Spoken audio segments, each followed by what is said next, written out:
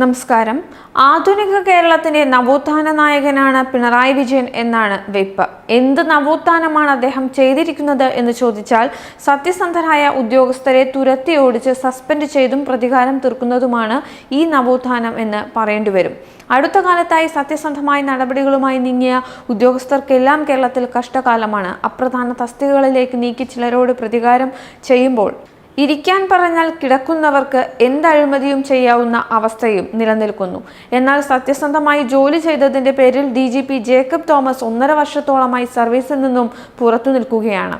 ഒരു മുഖ്യമന്ത്രിയും അദ്ദേഹത്തിന്റെ അനുചര വൃന്ദവും സത്യസന്ധനായ ഒരു ഉദ്യോഗസ്ഥനോട് ഇത്രയും വൈരാഗ്യബുദ്ധിയോടെ പെരുമാറുന്ന സംഭവം ഇന്ത്യൻ രാഷ്ട്രീയ ചരിത്രത്തിൽ തന്നെ ആദ്യമാകും.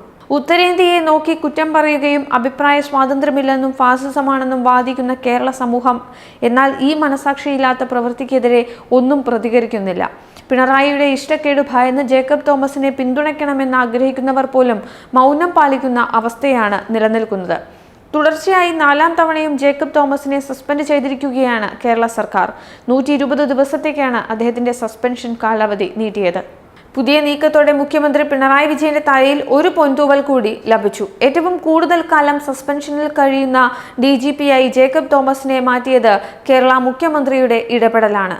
വിജിലൻസ് അന്വേഷണം നേരിടുന്ന പലരും സർവീസിൽ തുടരുമ്പോഴും കോടികൾ അനധികൃതമായി സമ്പാദിച്ച TO സൂരജിനെ പോലുള്ളവർക്ക് ഓശാന പാടുകയും ചെയ്ത സർക്കാരാണിപ്പോൾ കെട്ടിച്ചമച്ച അഴിമതിക്കഥയുടെ പേരിൽ പുതിയ വിജിലൻസ് റിപ്പോർട്ട് തട്ടിക്കൂട്ടി അദ്ദേഹത്തെ പുറത്തു നിർത്തിയിരിക്കുന്നത്.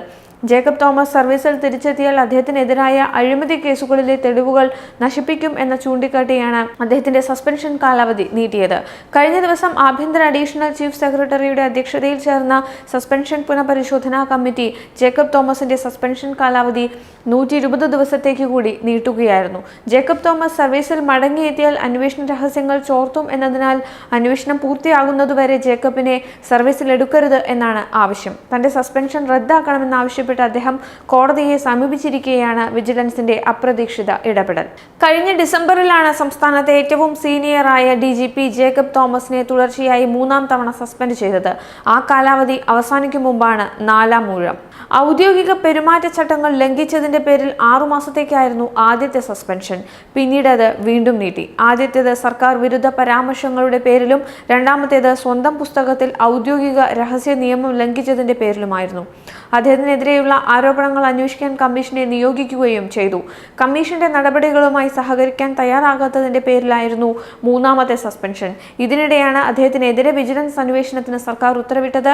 തുറമുഖ ഡയറക്ടറായിരിക്കെ ഡ്രഡ്ജിംഗ് ഉപകരണങ്ങൾ വാങ്ങിയതിൽ 7 കോടി രൂപ നഷ്ടമുണ്ടായെന്ന ധനകാര്യ പരിശോധനാ വിഭാഗത്തിന്റെ റിപ്പോർട്ടിന്റെ അടിസ്ഥാനത്തിലായിരുന്നു ഈ നടപടി. ഇടതു സർക്കാർ അധികാരത്തിലെത്തിയപ്പോൾ മുഖ്യമന്ത്രി പിണറായി വിജയന് പോലും പ്രിയങ്കരനായിരുന്ന ഉദ്യോഗസ്ഥനായിരുന്നു ജേക്കബ് തോമസ്. നിലപാടുകളിലെ സത്യസന്ധത കൊണ്ട് ശ്രദ്ധേയനായ അദ്ദേഹം ഏത് ഉന്നതനായാലും മുഖം നോക്കാതെ നടപടി സ്വീകരിക്കുമെന്ന നിലപാടുകാരനായിരുന്നു. ജേക്കബ് തോമസിന്റെ വിട്ടുവീഴ്ചയില്ലാത്ത നിലപാടുകൾ കാരണം അഴിമതി ആരോപണം നേരിട്ട ഉദ്യോഗസ്ഥർക്കും ചില മന്ത്രിമാർക്കും പണിയായി.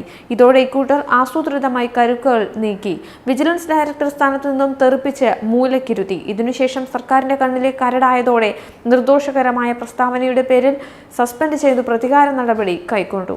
സർക്കാരിന്റെ കൊള്ളരുതായ്മയെ സോഷ്യൽ മീഡിയയിലൂടെ വിമർശിച്ചതിന്റെ പേരിൽ അദ്ദേഹത്തിനോടുള്ള സർക്കാരിന്റെ കലുപ്പ് തീരുന്നില്ല എന്നു തന്നെയാണ് വ്യക്തമാക്കുന്ന പുതിയ സംഭവം. ജേക്കബ് തോമസിന്റെ കാര്യത്തിൽ സർക്കാർ സർവീസ് ചട്ടങ്ങളും കേന്ദ്ര സർക്കാർ നിർദ്ദേശങ്ങളും എല്ലാം കാറ്റിൽ പറത്തുകയാണ്. മുമ്പ് ഒരു കാര്യവുമില്ലെന്നു കണ്ടെത്തിയ സംഭവം വീണ്ടും കുത്തിപ്പൊക്കിയാണ് അദ്ദേഹത്തെ സസ്പെൻഡ് ചെയ്തിരിക്കുന്നത്. ജേക്കബ് തോമസിനെ പോലെ സർക്കാരിന്റെ പ്രതികാര നടപടികൾക്ക് വിധേയനായ ഒരു IPS ഓഫീസർ ഇന്ത്യയിൽ തന്നെ വേറെ കാണില്ല. ഡ്രഡ്ജർ വാങ്ങിയതിൽ അഴിമതി ആരോപിച്ചുള്ള വിജിലൻസ് അന്വേഷണത്തിന്റെ പശ്ചാത്തലത്തിലാണ് ഇന്നലെ വീണ്ടും സസ്പെൻഷൻ പുറത്തിറങ്ങിയത്. 2ാമത്തെ സസ്പെൻഷൻ കാലാവധി ഇന്നലെ അവസാനിച്ചു. തുടർന്നാണ് പുതിയ ഉത്തരവ്. കേരളത്തിലെ IPS കേഡറിലുള്ള മുതിർന്ന IPS ഓഫീസർക്ക് നേരെ സസ്പെൻഷൻ എന്ന വജ്രായുധം സർക്കാർ വീണ്ടും പ്രയോഗിക്കുമ്പോൾ ഒട്ടനവധി ചോദ്യങ്ങളാണ് ജേക്കബ് തോമസിന്റെ കാര്യത്തിൽ സർക്കാരിന് നേർക്ക് ഉയരുന്നത്. ഡ്രഡ്ജർ അഴിമതിയിലുള്ള അന്വേഷണം ചൂണ്ടിക്കാട്ടിയാണ് സർക്കാർ ജേക്കബ് തോമസിന് വീണ്ടും സസ്പെൻഷൻ നൽകിയത്. എന്നാൽ ഇങ്ങനെയൊരു അഴിമതി പോലും ഇല്ല എന്നാണ് പലതവണ അന്വേഷണത്തിൽ വ്യക്തമായത്. എന്നിട്ടും ഈ ആരോപണത്തെ സസ്പെൻഷന് വേണ്ടി ആയുധമാക്കുകയാണ് പിണറായി. ജേക്കബ് തോമസ് തുറമുഖ വകുപ്പ് ഡയറക്ടറായിരിക്കെ ഡ്രഡ്ജർ വാങ്ങിയതിൽ 15 കോടിയുടെ ക്രമക്കേട് നടന്നു എന്നാണ് ആരോപണം. ഈ ആരോപണം അന്വേഷിച്ച് ജേക്കബ് തോമസിന് തെറ്റുപറ്റിയിട്ടില്ലെന്ന് കണ്ടെത്തിയിരുന്നു. എന്നാൽ ഇപ്പോൾ ഇതെല്ലാം തള്ളിയാണ് ജേക്കബ് തോമസിനെ സർക്കാർ സംവിധാനത്തിന് പുറത്തു നിർത്തുക എന്ന ലക്ഷ്യത്തോടെ പുതിയ റിപ്പോർട്ട് തയ്യാറാക്കിയിരിക്കുന്നത്.